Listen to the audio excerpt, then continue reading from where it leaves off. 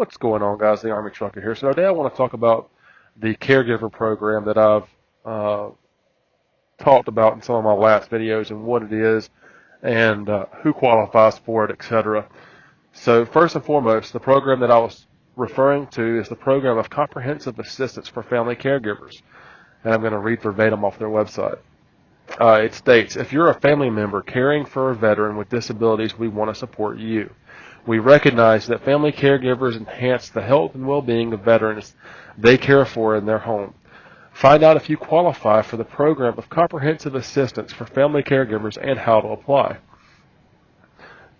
It says, can I get benefits through the Program of Comprehensive Assistance for Family Caregivers? You'll qualify for this program based upon your veteran's qualifications. You may be eligible if your veteran you're caring for meets both the requirements listed below. The first, has serious injury, includes traumatic brain injury, psychological trauma, or the mental health disorder that was caused or made worse by their active duty service on or after September 11, 2001, and needs personal care services because they can't perform one or more activities of daily living and or needs supervision or protection based on symptoms of lasting neurological damage or injury. Alright, that's pretty vague, guys. There's a pretty big opening in there for who qualifies and what all that entails. It goes further on to say that the activity of daily living stuff is bathing, dressing, grooming, mobility, being fed, or help with a prosthetic is some of the examples they give. And the needs for supervision or protection is based off of concentration, memory, planning, organizing, and safety. So in my case, for my wife, what all does she do for me where we meet that criteria? Just based upon a couple of things that they list. She assists, or she reminds me to bathe. She lays out my clothes that I'm going to dress in. She grooms me. She reminds me to cut my hair and does it herself. She cuts my hair and trims my beard because I'll forget to do it. I don't need any help with mobility. I don't need any help being fed, although she does make meals. She plans our meals. She does all the grocery shopping. Need for supervision or protection. And some of the things it lists there is concentration. I have issues with concentration. I'm not sure how my wife helps that, but she does. Memory, I don't have any memory, so she does all of our which kind of goes in the next one. She does all of our planning, any appointments we make, things that I'm supposed to remember, take meds, all that. She reminds me to do everything there. She lays out my meds, orders my meds, etc. Anything and everything that has to do with appointments or memorizing what the hell's going on for the day or daily planning, she does that.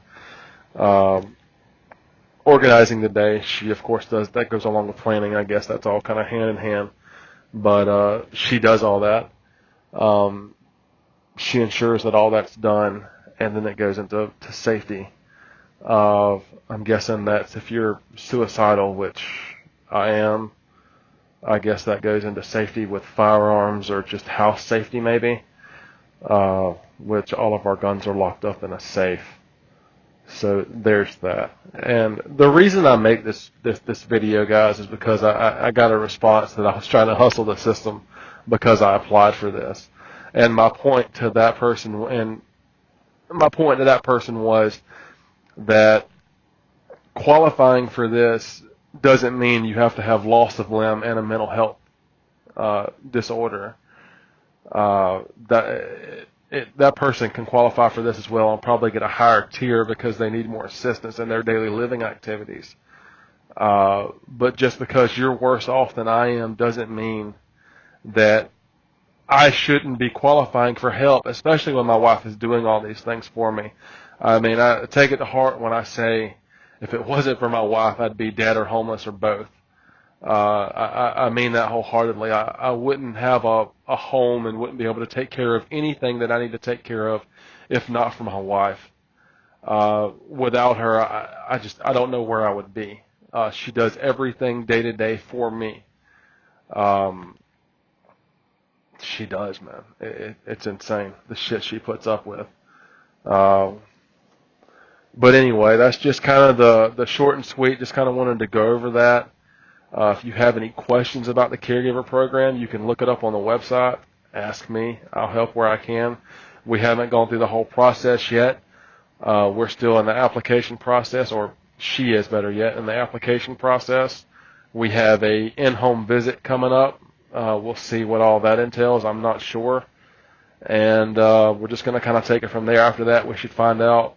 I'm assuming we've already been approved in some form, way, or another to get this far in the application process. So